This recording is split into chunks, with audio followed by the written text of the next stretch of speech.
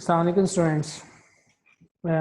आज का जो हमारा टॉपिक है इसके अंदर हम लोगों ने ऑक्सीडेशन स्टेट, इलेक्ट्रिकल कंडक्टेंस और हाइड्रेशन एनर्जी की बात करनी है।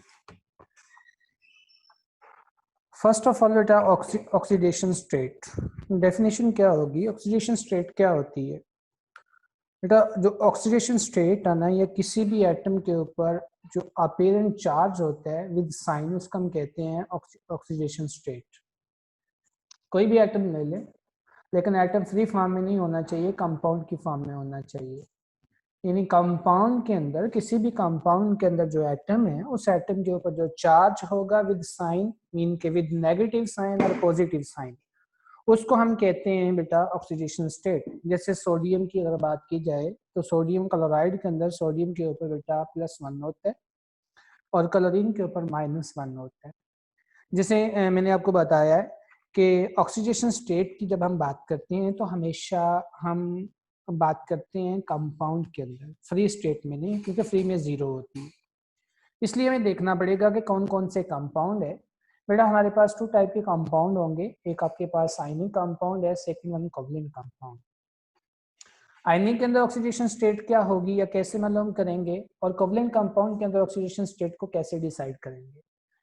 अगर आपके पास आयनिक कंपाउंड है स्टूडेंट्स, तो आयनिक कंपाउंड के अंदर जो ऑक्सीडेशन स्टेट है वो basically number of electron gain और लॉस है। यानी कोई भी एटम जितने नंबर ऑफ इलेक्ट्रॉन गेन करेगा या बेटा लूज करेगा, वो उसकी ऑक्सीडेशन स्टेट होगी। For example sodium chloride, sodium chloride में देखें कि जो सोडियम है ये 1 इलेक्ट्रॉन लूज करता है, इस वजह से हम कह रहे हैं कि इसकी जो ऑक्सीडेशन स्टेट है वो +1 है। और जो क्लोरीन है ये 1 इलेक्ट्रॉन गेन करता है, इस वजह से हम कह रहे हैं कि इसकी जो ऑक्सीडेशन स्टेट है वो -1। दूसरी तरफ अगर कोवलेंट कंपाउंड हो, तो बेटा कोवलेंट कंपाउंड के अंदर जो ऑक्सीडेशन स्टेट है वो डिसाइड की जाती है on the basis of difference in their relative electronegativity.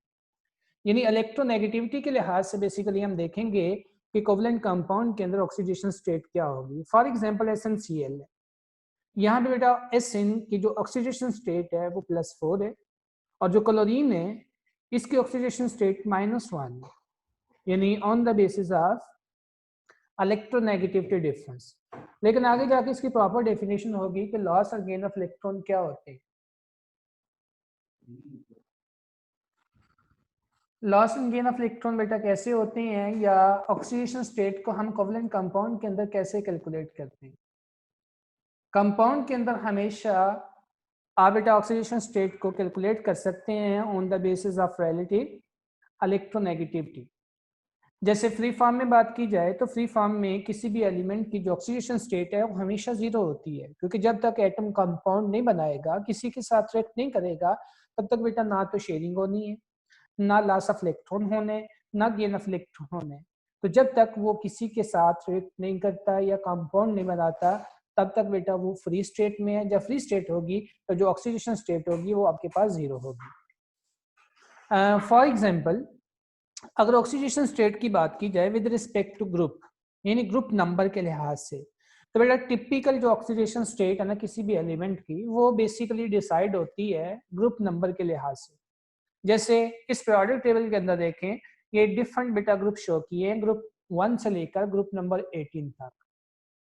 जैसे ग्रुप 1 की जो ऑक्सीडेशन स्टेट है +1 है, ग्रुप 2 के अंदर जितने भी एलिमेंट होंगे उनकी ऑक्सीडेशन स्टेट क्या होगी, +2। यानी ग्रुप नंबर डिसाइड कर रहा है कि ऑक्सीडेशन स्टेट क्या होगी।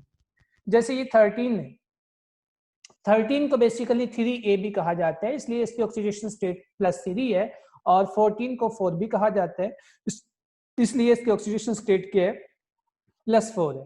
यानी 1A से लेकर 4A तक आपके पास टिपिकल ऑक्सीडेशन स्टेट है, यानी जो ग्रुप नंबर होगा वही बेटा एलिमेंट की ऑक्सीडेशन स्टेट होगी। लेकिन 4 के बाद, यानी 4 से लेकर जब 7A की बात करते हैं, जिसमें आपके पास 5A आएगा यानी 15, 6A यानी 16, 7A यानी 17, इसमें जो ऑक्सीडेशन स्टेट है ना, ये बेटा ग्रुप नंबर के लिहाज से भी होती है, और नंबर 2 ये जो वैकेंसी होती है ना, अवेलेबल वैकेंसी वैलेंस शेल के अंदर, उसके लिहाज से भी होती है। जैसे इसमें अगर बात करें ग्रुप नंबर 3 में, तो ग्रुप नंबर 3 में बोरॉन की अगर बात करें, एल्यूमिनियम और गैलियम, ये बेटा इन सब की जो ऑक्सीडेशन स्टेट है वो +3 है। इसी तरह से इसमें 4 में जो ऑक्सीडेशन स्टेट है कार्बन की, सिलिकॉन की, जर्मेनियम की, वो बेटा आपके पास कितनी है? +4 है। लेकिन जब 5th में जाते हैं, यहाँ 5th में कौन आएगा? नाइट्रोजन, फास्फोरस हो सकता है, आर्सेनिक बेटा है, एंटीमनी, Sb हो सकता है। इन सब की जो ऑक्सीडेशन स्टेट है वो +3 भी है और ये +5 में भी प्रेजेंट होते हैं। यानी ग्रुप नंबर क्या है? 5। तो बेटा ग्रुप नंबर के लिहाज से भी ऑक्सीडेशन स्टेट होगी। और वैकेंसी, वैकेंसी का मतलब क्या है कि कितने इलेक्ट्रॉन मजीद इसमें एंटर हो सकते हैं। तो बेटा इसके वैलेंस शेल में अगर 5 इलेक्ट्रॉन है तो इट्स मीन के 3 इलेक्ट्रॉन मजीद एंटर हो सकते हैं। 3 इलेक्ट्रॉन की वैकेंसी यहाँ पे प्रेजेंट है। तो 3 इलेक्ट्रॉन की वैकेंसी होने की वजह से ये -3 शो करता है, 3 इलेक्ट्रॉन गेन कर सकता है। इसी तरह से यहाँ अगर 16 की बात की जाए, ऑक्सीजन या सल्फर, सल्फर हमेशा बेसिकली जैसे सल्फर का फॉर्मूला आपने देखा हुआ है H2SO4, यानी +2 भी शो कर रहे हैं, -2 भी शो कर रहे हैं और +6 भी शो कर रहा है, क्योंकि ये ग्रुप नंबर 6 से बिलोंग करता है और इसके अंदर वैकेंसी कितनी है? मजीद 2 इलेक्ट्रॉन ऐड हो सकते हैं। इस वजह से हम कह रहे हैं कि इसकी जो ऑक्सीडेशन स्टेट होगी वो क्या होगी? +2। और यहाँ पे क्लोरीन की बात की जाए तो -1, यानी क्लोरीन के वैलेंस शेल में 1 इलेक्ट्रॉन है, सॉरी क्लोरीन के वैलेंस शेल में 7 इलेक्ट्रॉन है। तो इसको अपना ऑर्बिट कंप्लीट करने के लिए, यानी ऑक्टेट को कंप्लीट करने के लिए इसको ओनली 1 इलेक्ट्रॉन की जरूरत है। इस वजह से हम कह रहे हैं कि बेटा इसकी जो ऑक्सीडेशन स्टेट होगी वो क्या होगी? -1। और ये जो लास्ट वाला ग्रुप है जिसको हम नोबल गैसेस कहते हैं, नोबल गैसेस ग्रुप 18, इसकी ऑक्सीडेशन स्टेट 0 होती है। क्यों बेटा? इसकी ऑक्सीडेशन स्टेट 0 इसलिए होती है कि क्योंकि इसका जो वैलेंस शेल है वो तो ऑलरेडी कंप्लीट है। ये ना तो इलेक्ट्रॉन लूज करेगा, ना बेटा इलेक्ट्रॉन गेन करेगा, ना शेयर करेगा। तो जब ना शेयरिंग होगी ना गेनिंग होगी, मीन कि ये फ्री स्टेट में है। तो मैंने आपको ऑलरेडी बताया है कि फ्री स्टेट के अंदर जो ऑक्सीडेशन स्टेट होती है बेटा ये 0 होती है। तो ये आपसे शॉर्ट क्वेश्चन भी पूछा जा सकता है कि ऑक्सीडेशन स्टेट 0 क्यों है।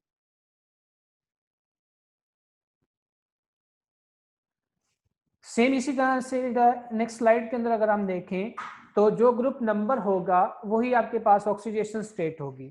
यानी ग्रुप नंबर अगर 1 है तो +1, ग्रुप 2 +2। इसी तरह से ग्रुप 3 की बात करें, 3A की तो +3, 4A की +4। और उसके बाद यहाँ से बेटा नंबर ऑफ वैकेंसी के लिहाज से ऑक्सीडेशन स्टेट हो जाती है। नाइट्रोजन 3 इलेक्ट्रॉन गेन कर सकता है, ऑक्सीजन 2 इलेक्ट्रॉन गेन कर सकता है, फ्लोरीन ओनली 1 इलेक्ट्रॉन गेन कर सकता है। तो ग्रुप नंबर के लिहाज से and number of vacancy available in valence shell.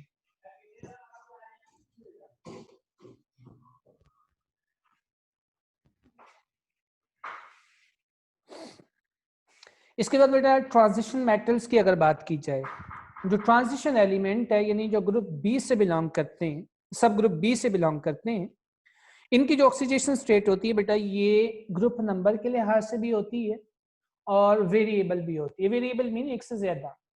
जैसे यहाँ पे अगर बात करें कॉपर की, बेटा इसकी +1 होती है, जिंक +2। इसी तरह से वनेडियम की बात की जाए तो +3। यानी जो ग्रुप नंबर होगा ग्रुप नंबर के लिहाज से भी होगी और दूसरा जो इसके ऑक्सीडेशन स्टेट है वेरिएबल है। अब यहाँ भी क्वेश्चन बनता है कि वेरिएबल ऑक्सीडेशन स्टेट क्यों है बेटा? वेरिएबल या एक से ज्यादा इनकी ऑक्सीडेशन स्टेट क्यों है? जैसे +1 से लेकर आपको मैक्सिमम मैंगनीज के केस में +7 तक जा रही है, +1 +2 3 4 5 6 7। इसी तरह से आप बाकी एलिमेंट की भी देख रहे हैं कि वेरिएबल है बेटा। इनकी वेरिएबल ऑक्सीडेशन स्टेट इसलिए है कि इसके डी ऑर्बिटल के अंदर, जिसको हम कहते हैं पार्शली फिल्ड डी ऑर्बिटल, उसके अंदर जितने भी इलेक्ट्रॉन प्रेजेंट होते हैं वो सारे के सारे इलेक्ट्रॉन क्या हो सकते हैं? 1 by 1 लूज हो सकते हैं। तो due to partially filled d orbital की वजह से ये बेटा जी number of variable valency show करता है, क्योंकि नंबर ऑफ इलेक्ट्रॉन इसके अंदर प्रेजेंट है। 1 लूज हो सकता है, 2 इलेक्ट्रॉन लूज हो सकते हैं, 3 इलेक्ट्रॉन लूज हो सकते हैं। तो बेटा जितने इलेक्ट्रॉन लूज होंगे डिपेंड करेगा कि ये बॉन्डिंग किसके साथ कर रहा है, कंपाउंड कौन से। अगर किसी कंपाउंड के साथ इसने 4 बेटा बॉन्ड बनाए हुए हैं तो मीन +4 की फॉर्म में है, अगर 3 बनाए हुए हैं तो +3 की फॉर्म में है, अगर 6, यानी डिपेंडिंग अपॉन कंपाउंड। यानी कंपाउंड के अंदर हम देखेंगे कि उसने कितने इलेक्ट्रॉन के साथ बाइंडिंग शो की हुई है। नेक्स्ट बेटा हमारे पास है electrical conductance. Electrical conductance name से शो हो रहा है कि कोई भी ऐसा एलिमेंट या कोई भी ऐसी मेटल जो बेटा जी एबिलिटी रखती हो इलेक्ट्रिसिटी को कंडक्ट करने की, मीन के करंट को पास करने की। ठीक है, करंट के पास होने के प्रोसेस को हम कहते हैं इलेक्ट्रिकल कंडक्टेंस। तो बेटा ज्यादातर पीरियोडिक टेबल के अंदर मेटल्स हैं और जितनी भी मेटल्स होती हैं वो एबिलिटी रखती हैं कि वो इलेक्ट्रिसिटी को क्या कर सकें, कंडक्ट कर सकें। क्या रीजन है कि सिर्फ मेटल्स ही इलेक्ट्रिसिटी को कंडक्ट करती हैं? बेटा इसलिए कि मेटल के अंदर जो इलेक्ट्रॉन होते हैं आउटर मोस्ट शेल के अंदर, यानी उनके आखिरी शेल के अंदर जो इलेक्ट्रॉन होते हैं बेटा वो लूजली हेल्ड होते हैं, यानी रिलेटिवली लूज होते हैं। अगर इलेक्ट्रॉन किसी भी चीज के अंदर, क्योंकि करंट किस वजह से फ्लो करना होता है बेटा, करंट फ्लो होता है due to free electron, due to mobile electron, due to loose electron. क्योंकि जब इलेक्ट्रॉन की मोशन होती है, इलेक्ट्रॉन मूव करते हैं, तो हम कहते हैं इलेक्ट्रॉन की मोशन की वजह से करंट पास हो रहा है। तो अगर किसी मेटल के अंदर इलेक्ट्रॉन लूज हो तो बेटा वो मेटल क्या कर सकती है, आसानी के साथ मूव कर सकती है, यानी उस एलिमेंट के जो इलेक्ट्रॉन है वो आसानी के साथ मूव कर सकते हैं। इस वजह से जितनी भी मेटल्स हैं सॉलिड स्टेट के अंदर, इसके अंदर जो लूजली इलेक्ट्रॉन होते हैं बेटा, उनकी मोशन की वजह से करंट पास होता है। जैसे फॉर एग्जांपल हम बात करें ग्रुप ए की और ग्रुप 2A की, alkali and alkaline earth metals, इनके अंदर बेटा जैसे टॉप टू बॉटम मूव करेंगे इनकी जो इलेक्ट्रिकल कंडक्टेंस की वैल्यू है वो इंक्रीज होगी। क्यों? तो जैसे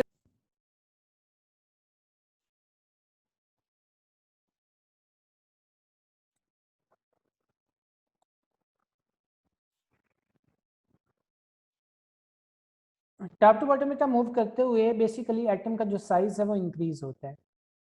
जैसे ही एटम का साइज इंक्रीज होगा उसमें से इलेक्ट्रॉन को लूज करना इजी होगा। आपको पता है कि साइज के इंक्रीज होने की वजह से आयनाइजेशन एनर्जी कम होती है, यानी इलेक्ट्रॉन आसानी के साथ लूज हो जाते हैं।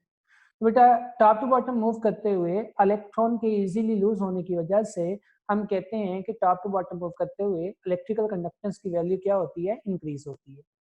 दूसरी तरफ बेटा अगर हम बात करें ग्रुप 1B की, ग्रुप 1B को हम कहते हैं कॉइनेज मेटल। कॉइनेज मेटल कौन कौन सी है? Like copper, silver and gold. बेटा ये इनसे कॉइन बनाए जाते थे, इसलिए हम इसको कॉइनेज मेटल भी कहते हैं। स्पेशली पूरे पीरियोडिक टेबल के अंदर जो कॉइनेज मेटल है इनकी इलेक्ट्रिकल कंडक्टेंस की वैल्यू हाई है, क्योंकि इसके अंदर very number of electron present होते हैं वैलेंस शेल के अंदर, जो सारे के सारे बेटा इजीली लूज हो सकते हैं। तो जितने इलेक्ट्रॉन इजीली लूज होंगे, फ्री इलेक्ट्रॉन प्रेजेंट होंगे, उतना उसमें से जो करंट है बेटा ज्यादा पास करेगा। तो इस वजह से हम कहते हैं कि इनकी जो इलेक्ट्रिकल कंडक्टेंस की वैल्यू है वो हाई है। लेकिन दूसरी तरफ अगर नॉन मेटल को देखा जाए, जैसे 5A और 7A की बात की जाए, यानी 6A और 7A, नाइट्रोजन को ले लें या बेटा आप ऑक्सीजन को ले लें, 7A के अंदर आप फ्लोरीन क्लोरीन इनमें से कोई ले लें, ये आपके पास इलेक्ट्रिकल कंडक्टेंस के हवाले से बेटा जी नॉन कंडक्टर है, यानी इनमें से करंट पास नहीं होता, क्योंकि नॉन मेटल्स हैं। लेकिन इसके अंदर भी टॉप टू बॉटम जैसे मूव करेंगे आप, लाइक अगर कार्बन की बात करें तो बेटा कार्बन के केस में आपको पता है कि कार्बन क्रिस्टलाइन स्ट्रक्चर बनाती है डायमंड, और डायमंड के साथ साथ बेटा जी ग्रेफाइट। डायमंड के अंदर कार्बन के जो 4 इलेक्ट्रॉन है वो बॉन्ड बनाते हैं, क्योंकि कार्बन डायमंड के अंदर कार्बन की हाइब्रिडाइजेशन होती है वो sp3 होती है, 4 के 4 इलेक्ट्रॉन बेटा बॉन्डिंग के अंदर यूज हो जाते हैं। लेकिन ग्रेफाइट के अंदर sp3 हाइब्रिडाइजेशन होती है, एक ऑर्बिटल ऐसा है p ऑर्बिटल जो अनहाइब्रिड फॉर्म में रहता है, तो उसके बेटा पाई जो इलेक्ट्रॉन होते हैं वो पाई इलेक्ट्रॉन क्या करते हैं, वो करंट पास करवाते हैं, यानी वो लूजली हेल्ड होते हैं दरमियान में। तो इसकी लेयर में से करंट जो पास कर सकता है, लेकिन जो डायमंड है उसमें से करंट पास नहीं कर सकता।